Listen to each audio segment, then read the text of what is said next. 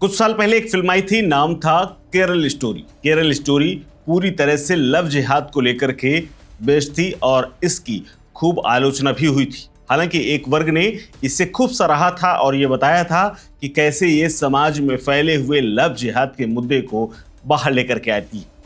इस फिल्म को लेकर के भारतीय कम्युनिस्ट पार्टी मार्क्सवादी ने खूब आलोचना करके इसका विरोध किया था और इसके नेता पीवी भास्करन ने यह कहा था कि ये फिल्म बकवास है, ऐसा कुछ भी केरल में नहीं है। लेकिन अब वही कम्युनिस्ट पार्टी के नेता पीवी भास्करन की जब बेटी लव जिहाद का शिकार हुई है तो अब वो रो रहे हैं, उनका दर्द सामने आया है।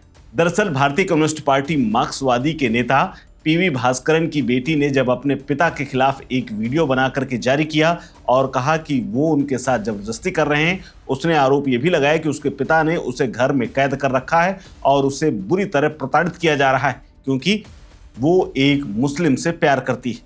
35 साल की पीवी संगीता ने बताया है कि उसकी परेशानी तब शुरू हुई जब उसे राशिद नाम के एक मुस्लिम लड़के से प्यार हो गया। वो राशिद के साथ शादी करना चाहती है लेकिन उसके पिता इसका विरोध कर रहे हैं। उसे मारपीट करके घर में बंद कर दिया है। पीवी भास्करन कासरगोड में सीपीएम के उडुमा क्षेत्र समिति के सदस्य हैं। संगीता के आरोप हैं कि उसके पिता ने उसे धमकाया कि अगर तुम मेरी बात नहीं मानोगी तो मैं तुम्हें मार डालूंगा। मुझे जेल से बिना किसी नुकसान के बाहर आने के तरीके पता है। संगीता ने यह भी कहा है कि वो घर में कष्ट झेल रही है, खासकर एक दुर्घटना में कमर के नीचे से विकलांग होने के बाद से। दरअसल संगीता ने आरोप लगाया है कि उन्हें घर में नजरबंद कर रखा गया है और तमाम डॉक्टरी सुविधाएं भी उन्हें नहीं मिल पा रही, उन्हें दवा तक के लिए तरसना पड़ रहा है। संगीता ने आरोप लगाया है कि उनके पिता ने उन्हें आत्महत्या करने और परिवार की संपत्ति से हिस्सा से अलग करने का फरमान सुनाया है और पूरी संपत्ति हड़पने के लिए मजबूर करने की कोशिश की है। संगीता ने यह भी आरोप लगाया है कि उसके पिता और भाई ने उसके गुजारा भत्ते की राशि भी हड़प ली है। संगीता ने अपने पहले पति से तलाक ले लिया था और उसका एक बेटा भी है। संगीता का सितंबर 2023 में एक रोड एक्सीडेंट हो गया था। उसके बाद उसके कमर के नीचे का हिस्से ने काम करना बंद कर दिया था। संगीता ने यह बताया कि उसे अच्छा इलाज नहीं मिल पा रहा है और चूंकि उसने अंतर धार्मिक विवाह यानी गैर धर्म के व्यक्ति से प्यार करने की इच्छा जताई है और शादी करना चाहती है, उसकी इसी इच्छा की वजह से उसे प्रताड़ित किया जा रहा है। संगीता ने आरोप लगाया कि उसे अब मर जाने के लिए कहा जा रहा है, बार बार उसके सिर पर मारा गया है। इसके अलावा पिता का दावा है कि वो एक ऐसे लड़के से प्यार करती है जिसके पहले से ही बच्चे हैं और वो शादीशुदा है, उसका नाम राशिद है। इसके अलावा अब ये मामला कानूनी भी होता चला जा रहा है।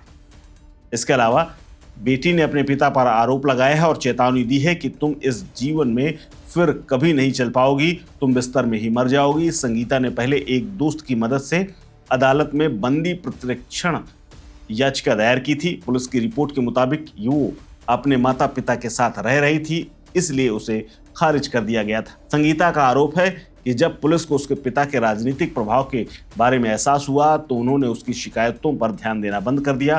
बाद में उसने जिला कलेक्ट्रेट और जिला पुलिस अधीक्षक से अपनी बात बताई। संगीता की शिकायत के अनुसार उसके पिता ने उसके तलाक के मुआवजे और सोने को भी चुरा लिया है। उसकी बीमा राशि हड़पने के लिए उसे कोमा में डालने की योजना बनाई।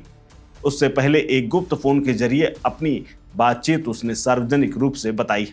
हालांकि भास्करन ने तमाम आरोपों को खंडित करते हुए भावुक होकर के कहा है कि रशीद, जिससे वो पहले से प्यार करती आ रही है, वो शादीशुदा है, उसके न केवल बेटी है बल्कि 1.5 करोड़ रुपए की उसकी जो संपत्ति है उस पर उस रशीद का पूरा इंटरेस्ट है और रशीद चाहता है कि संगीता की मिलने वाली 1.5 करोड़ की संपत्ति उसे मिल जाए। हालांकि पिता भास्करन ने कहा है कि रशीद उनकी बेटी के प्रति सच्चा प्यार नहीं करता है बल्कि वो अच्छा खासा कमाने वाला भी नहीं है। इसके अलावा पुलिस रिकॉर्ड में यह भी कहा गया है कि रशीद पहले से ही शादीशुदा है और उसके 2 बच्चे हैं और उसकी पत्नी ने उन पर बच्चों की अपेक्षा करने के आरोप लगा करके दूसरी जगह शादी करने की कोशिश की थी। इसके अलावा पिता भास्करन ने रशीद पर संगीता से पैसे मांगने की भी आरोप लगाए। भास्करन ने पहले फिल्म द केरल स्टोरी को संघ परिवार का दुष्प्रचार बता करके खारिज किया था।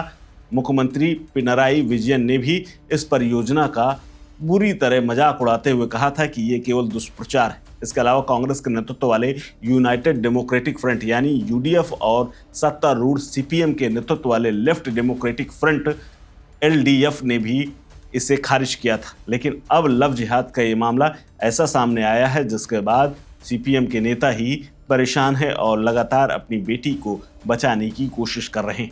हालांकि दोनों के आरोप प्रत्यारोप अपनी जगह हैं, लेकिन इस पूरे मामले को लेकर के केरल की सियासत एक बार फिर से गर्मा गई है। और इसके अलावा सोशल मीडिया पर लोग कह रहे हैं कि जिस व्यक्ति ने द केरल स्टोरी को खारिज किया था, आज उसी की बेटी लव जिहाद का शिकार हुई है और उसकी संपत्ति हड़पने की एक मुस्लिम कोशिश कर रहा है। इस खबर में फिलहाल इतना ही। अपडेट्स के लिए बने रहिए वन इंडिया हिंदी के साथ। नमस्कार। Subscribe to One India and never miss an update. Download the One India app now.